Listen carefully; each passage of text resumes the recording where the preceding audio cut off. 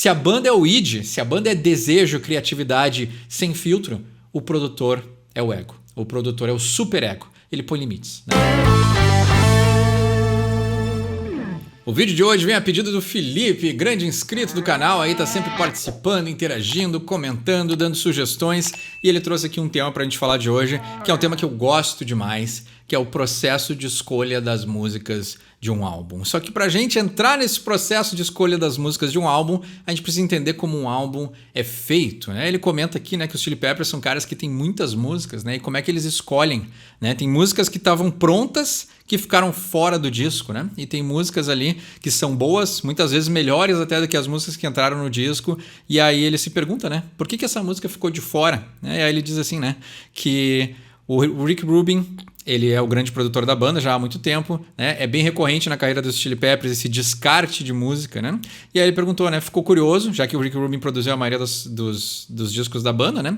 E que eu tava lendo o livro dele, né? Ainda estou. O Ato Criativo, por sinal, bem recomendado esse livro, é muito interessante o jeito que ele fala, assim. O Rick Rubin é um cara bem espiritualizado na arte de criar, assim. É interessante que ele tem uma visão bem diferenciada do jeito de se produzir. E isso também influencia na banda, né? O papel do produtor, às vezes, as pessoas confundem também, né? Mas eu já vou entrar nesse assunto, né? Porque tem diferença entre qual tipo de produtor uma banda tem, né? Mas aí ele diz aqui, né?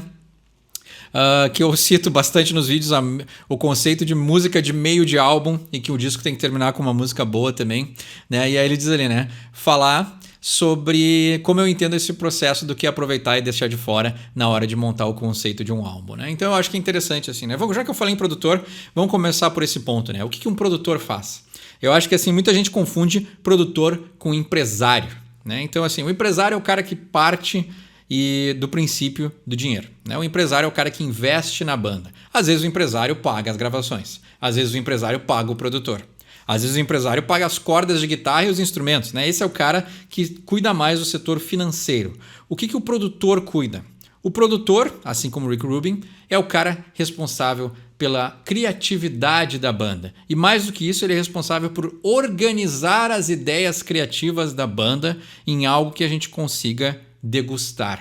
Porque só imagina, né? A gente já traduz Chili Peppers há bastante tempo nesse canal. Imagina o que deve ser o processo de gravar um disco nos Chili Peppers. Deve ser um caos completo. Eu tenho certeza disso.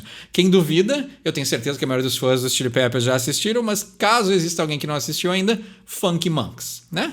Um tá numa sala lá, doido das ideias, o outro lá tá viajando, John Frusciante tá pelado, dançando com os fantasmas da mansão que eles alugaram. Então, assim, organizar esses caras para gravar um disco não deve ser fácil. E até é documentado que muitas bandas acabam, não nas turnês, mas sim no processo de gravar o disco. Porque é quando eles param a rotina e a loucura e tem que organizar suas ideias criativas em um produto, que sempre foi a música, né? A música sempre foi o produto da banda. E aí entra esse outro atravessamento, que a banda também é uma empresa, né? Então a gente tem essa ideia, ou pelo menos tinha, né? Pelo menos a gente cresceu ali nos anos 80, 90, 2000, né? A gente ainda tinha essa ideia do rockstar, aquele cara que ficava numa mansão criando, e na verdade a música tem muito mais a ver com trabalho, rotina, cumprir metas, né? Agradar empresários e produtores, né? Agradar diretores de gravadora. Então tem muitas coisas que atravessam um disco no seu processo, muito mais do que 4, 5 amigos criando músicas e esperando que os outros gostem. Tem muita pressão na hora de gravar um disco. Então acho que assim, o papel do produtor é que nem diziam, né? Eu não conheço muito a história dos Beatles, então eu até esqueci o nome do rapaz, né? Era Brian alguma coisa, né? Que era o quinto Beatle, né? Era o produtor lá clássico dos Beatles e ele era considerado o quinto membro. De tanto era a influência que ele tinha no material da banda. Então, assim, o papel do produtor ele é essencial. E, né, respondendo a pergunta do Felipe, provavelmente é o Rick Rubin que ajuda a selecionar as músicas, porque os Chili Peppers ali, documentadamente, eles são pessoas muito criativas. Além de serem pessoas muito boas nos seus instrumentos e no seu vocal, os Chili Peppers são pessoas muito prolíferas, eles criam demais. E aí, para não sentir que o seu bebê está sendo arrancado, é muito mais fácil deixar para o produtor escolher as músicas que vão para o disco do que os membros entre si acabarem brigando por uma certa música, né? Tem uma entrevista com o Anthony que ele fala, né, que o processo de escolha das músicas é quase que 80% natural. Não é o Anthony, é o Chad Smith que fala que o processo é 80% natural E esses 20% que sobram é meio que um cabo de guerra das músicas que as pessoas querem que entre e que saia. Né? Então eles sabem e entendem assim, cara, quando tu escreve um By The Way, tu sabe que aquela música vai ser um hit, tu já sabe de cara que ela é muito boa. Né? Tem tantas músicas dos Chili Peppers que tu sabe que ela é fantástica. E aí, né? E isso acontece não só nos Chili Peppers, acontece em várias bandas, né? Numa escala infinitamente menor. Eu com os meus amigos, quando a gente estava compondo músicas para os projetos que eu tive, a gente sabia qual era aquela música que se destacava das outras, né? Então, tem entrevistas de vários artistas sabendo, assim, né? Tu sabia que aquela música ia ser um hit? Talvez não, mas tinha alguma coisa naquela música que era diferente das outras. E aí faz com que a banda aposte naquele som em específico, né? Mas aí, voltando para o processo de gravação, né? Tá ali a banda com as suas ideias, geralmente bandas profissionais. Eles estão em turnê, tiram um tempo para criar e gravar, ou como o Slash faz, né? Durante a estrada, durante a turnê, enquanto eles estão fazendo passagens de som ou em algum momento que eles não estão tocando ao vivo, eles pegam e ficam ali brincando nos instrumentos e acabam saindo ideias que eles gravam ou salvam para um momento futuro. Então a ideia para o criativo ela está sempre fluindo, né? E aí o processo de escolha, como eu falei assim, o Rick Rubin é um cara que eu já vi uma entrevista dele, já vi um podcast também dele falando do próprio livro O Ato Criativo, né? Ele é um cara que tem muito a função ali sentimento, né? Agora eu levei pro Carl Jung, né? A função sentimento é essa ideia de que ele é um cara muito intuitivo. Então, o que faz muitas pessoas não quererem trabalhar com o Rick Rubin é que ele não é um cara que dá explicação. Ele não é um cara que fica se explicando para as bandas. Ele é um cara que ele é muito direto. Ele diz essa sim, essa não, essa aqui talvez, essa aqui precisa trabalhar mais. Só que ele não fica, né? Pegamos ali um cara como o Mutt Lange, do AC/DC, né? Ou o clássico produtor do Iron Maiden, do Deep Purple, né? O Martin Birch, que já produziu Black Sabbath quando o Ozzy saiu, né? Ele produziu Heaven and Hell e os discos do Dio, né? Também produziu Rainbow, né? Qual é a diferença do Mutt Lange e do Martin Birch pro Rick Rubin, né? Mutt Lange e Martin Birch são perfeccionistas. Eles fazem a banda gravar 1 milhão de takes até achar a essência, até extrair o suco da banda até não ter mais nada, né? Documentadamente ali na gravação do Number of the Beast, o Bruce Dickinson chega a arremessar uma cadeira na cabine de comando, porque ele não aguentava mais cantar Number of the Beast. Mas aí, quando o Bruce Dickinson finalmente escutou a gravação final, ele disse: esse filho da mãe estava certo. E aí a gente tem a versão que está no disco e que é absolutamente fantástica. Tá errado, tá certo? A moralidade disso tudo não é pra gente julgar. Pessoas diferentes funcionam de maneiras diferentes. O AC/DC, que é uma banda que trabalha muito, é uma banda, né, blue collar, né? Blue collar, eu tô com blue collar, né? Claro que tô com uma camisa social, ela não é blue collar, mas tudo bem. Hoje não é inglês, hoje é indústria da música e gravação. A gente tem o quê? AC/DC é uma banda de trabalho, né? Eles são trabalhadores. Eles gravam disco, saem em turnê, gravam disco, saem em turnê, passam 200 dias por ano na estrada, depois gravam outro disco e saem em turnê, né? Essa era o jeito que eles produziam música, né? E o que acontece é que um cara linha dura como o Mutt Lange e o AC/DC, que é uma banda trabalhadora, funciona. Porque eles entendem o processo. Eles já estão nesse processo de trabalhar. De vamos lá, vamos quebrar pedra até sair o petróleo. Vamos lá, bora. Né? E aí a gente tem, né, Highway to Hell, a gente tem Back in Black e a gente tem For Those About to Rock. Né? Que por sinal é um disco muito subestimado e é um disco excelente, tão bom quanto esses outros dois. Mas enfim, voltando para o Rick Rubin, ele é um cara da escolha. Ele é o cara do feeling. Né? Então, por que o Rick Rubin funciona muito bem com os Chili Peppers? Porque ele é o cara que... Vamos para os Chili Peppers, né? Os Chili Peppers é uma banda que produz muito. Então o Rick Rubin é o cara que chega ali, gostei dessa, não gostei dessa, gostei dessa, quem sabe essa, a gente fica essa aqui precisa trabalhar um pouquinho mais, e ele pega e cai fora e deixa os caras uma semana trabalhando, depois ele volta lá para ver o resultado, né? Claro que as bandas pagam uma fortuna para um produtor, né? E aí o Corey Taylor, né, quando o Rick Rubin produziu o Slipknot, o Corey Taylor disse: eu não gostei de falar com esse cara, porque ele vinha, observava e ia embora, né? E talvez... Imagina, já deve ser difícil controlar o caos do Chili Peppers, imagina controlar o caos do Slipknot. Então deve ser mais difícil ainda. Então um produtor que não está perto para botar ordem nas crianças, deve ser mais difícil ainda. Então o papel do produtor ele é essencial, né? Geralmente quando as bandas decidem se autoproduzir, ou algum membro da banda, que é o caso do Black Sabbath, né? Chegou acho que é se não me engano é no Master of Reality, né? O Tommy Iommi, ele diz assim, ó, cara, cansei de produtor, eu vou produzir. E aí o que acontece é que ele aprende a produzir. E aí o cara vira um excelente produtor. Né? A mesma coisa aconteceu, coincidentemente, com Rich Blackmore no Deep Purple, né? Chegou uma hora que o cara cansou, ele disse, quer saber? Eu vou produzir, né? Led Zeppelin era produzido pelo Jimmy Page, né? Então a gente tem aí as pessoas, geralmente as mais criativas, ou aquelas que dão a direção criativa da banda, às vezes entram nesse papel de, quer saber, eu acho que eu quero dar a direção pra banda, eu não quero outras pessoas de fora que eu não concordo tanto vindo aqui me dizer como é que eu tenho que fazer a minha música, né? Às vezes dá muito certo, às vezes dá muito errado. E a gente vê que o papel do produtor, ele não pode ser subestimado. Ele não é só um cara que tá ali, né? Muitas vezes os produtores também são, e aí já entra em outro papel e outra parte da gravação de um disco, muitas vezes os produtores são engenheiros de som. Muitas vezes os produtores vêm e começam trabalhando num estúdio como assistentes de mixagem, assistentes de produção, assistentes de engenharia de som. Então eles já começam a entender como é que funciona o processo de um estúdio. E aí quando vem a sua oportunidade, eles acabam por produzir bandas, né? Então muitos produtores acabaram produzindo uma banda porque eles estavam no estúdio no momento que aquela banda entrou, não se deram bem com o produtor que estava ali e eles acabam ali passando a bola para o produtor assistente ou para a pessoa ali que está na mixagem, para o engenheiro de som e aí acaba tendo essa ligação, né? Porque geralmente o produtor ele já tem essa equipe que ele gosta de trabalhar. O produtor tem aquele assistente que ajeita bem os cabos e os microfones do jeito que ele gosta. Ele tem aquele engenheiro de som que sabe como ele gosta da mixagem. Ele tem aquelas pessoas que entendem o processo e ele não precisa estar ali nessa parte, né? Nessa parte operacional. E aí ele fica livre para ajudar a banda a trabalhar na parte criativa. E aí é isso que o Rick Rubin faz. Não é o Rick Rubin que faz a gravação. E também é outra, às vezes a gente tem também essa desmistificando o papel do produtor, né? Muitos produtores gravam, muitos produtores mixam. Muitos produtores produzem, gravam e mixam.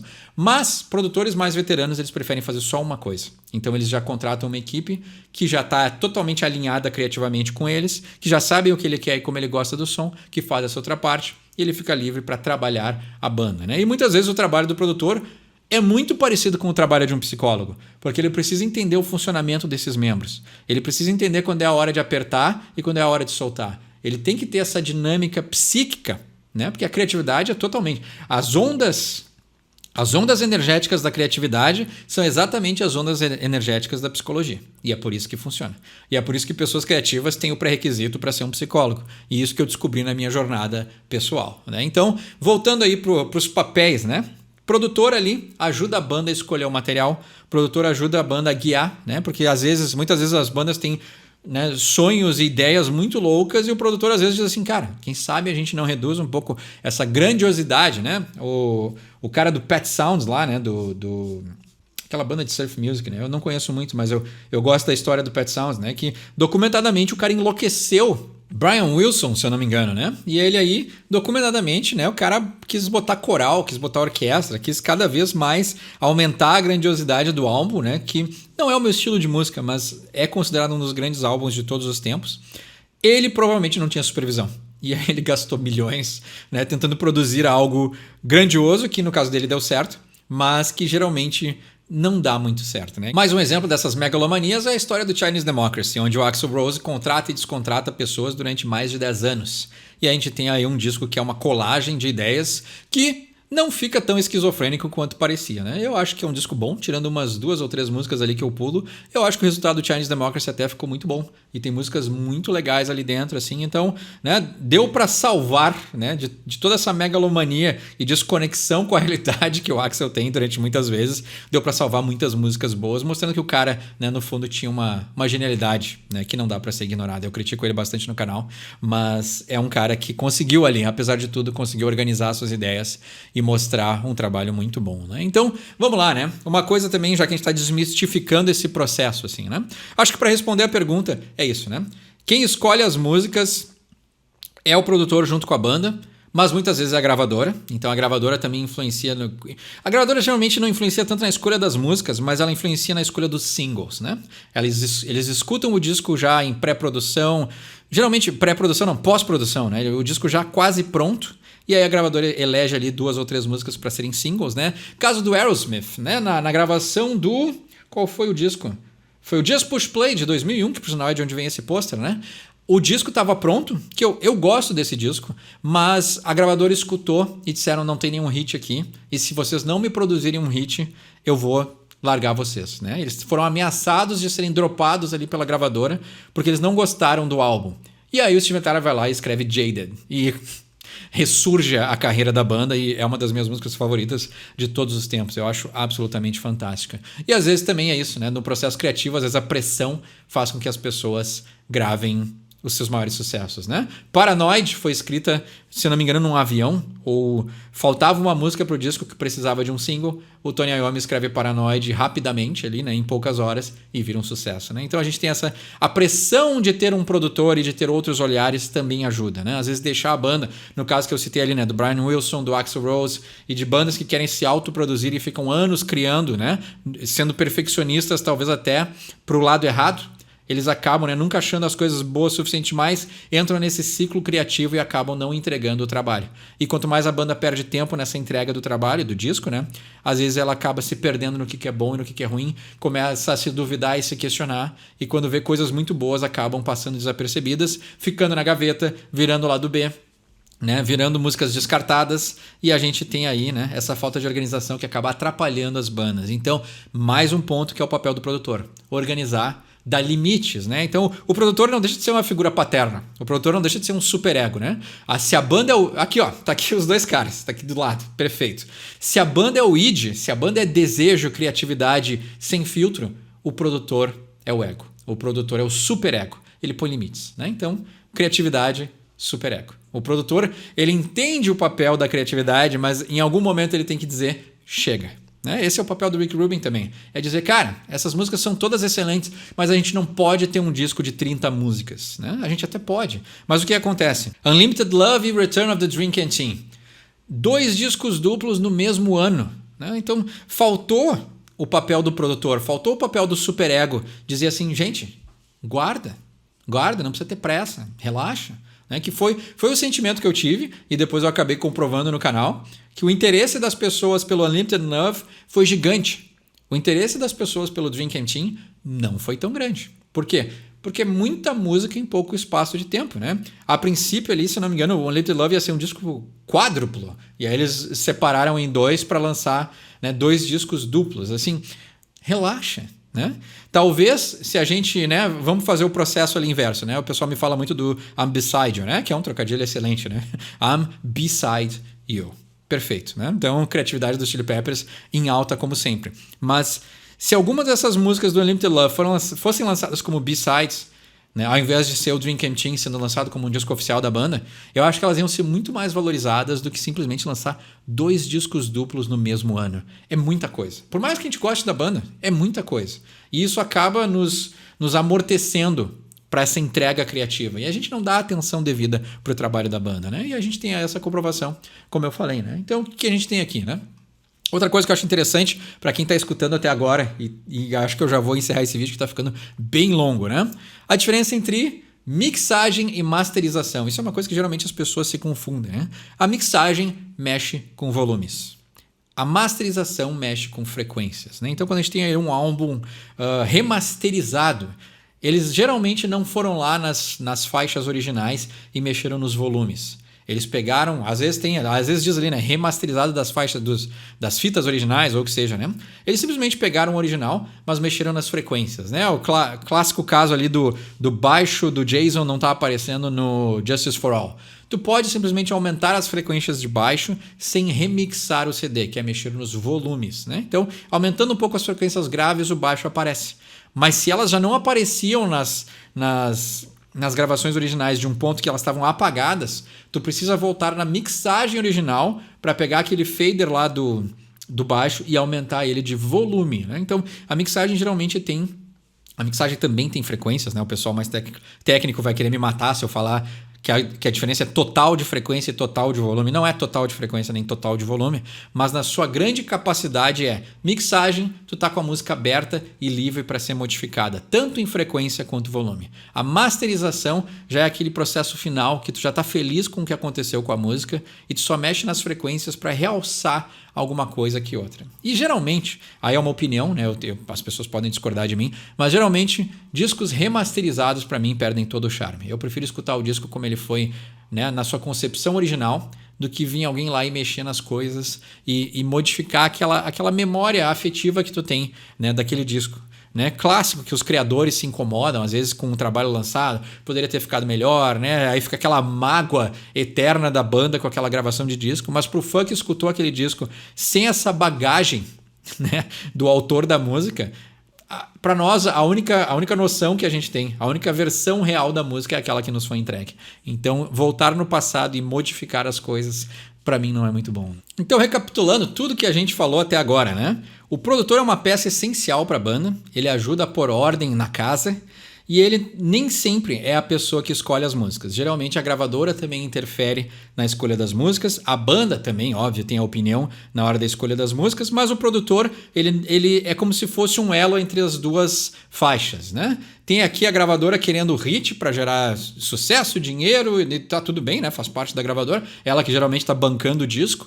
Então a gravadora quer o retorno financeiro, ela quer o hit. O produtor quer extrair o melhor da banda, mas o produtor também é um artista. Então o produtor também está preocupado com esse lado não só técnico, não só monetário, mas também artístico. Então ele consegue, né? Ele faz esse intermédio entre agradar aqueles que querem um single, mas também agradar aos fãs e agradar a vontade da banda de criar algo interessante, algo que satisfaça a própria banda, né? Então, o produtor sempre é essa pessoa que navega entre esses dois mundos para fazer esse intermédio, né? E aí o que acontece é que, não, às vezes a banda escolhe, né? No caso dos Chili Peppers, eles produzem muito material, então é necessário que tenha uma pessoa externa, porque senão, se deixar pelos Chili Peppers, eles vão lançar 2 discos duplos no mesmo ano, né? Então eu tenho certeza que aqui foi uma decisão muito mais Chili Peppers do que Rick Rubin.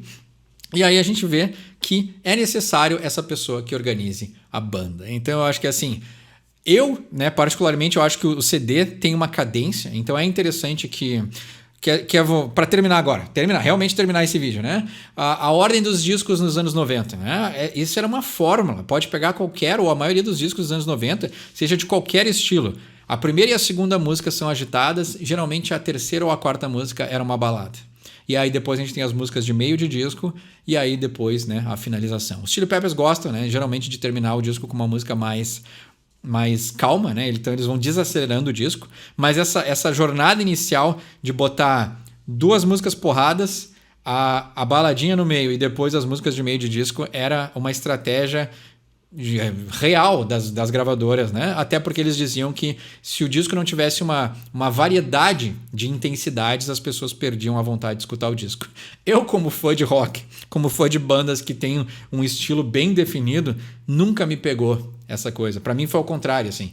Eu gosto de um disco que mantém o seu embalo constante, ou pelo menos, né, as mudanças não são tão bruscas, de tu tá com 2 músicas embaladas e de repente vem aquela musiquinha lenta que quase que quebra a corrente, né, a fluidez do disco. Mas aí já é uma coisa mais pessoal e, como eu disse, a influência de quem escolhe as músicas está permeada aí por todas essas pessoas, sendo gravadora, produtor e os músicos, né? Então, os Chili Peppers produzem muita música, acaba sobrando muita música, mas a gente pode continuar essa conversa nos comentários. Eu espero ter respondido a pergunta do Felipe com esse vídeo gigante, mas esse é um assunto que eu gosto demais. Falar do processo criativo sempre é legal para mim. A gente pode continuar essa conversa nos comentários e a gente se vê no próximo vídeo.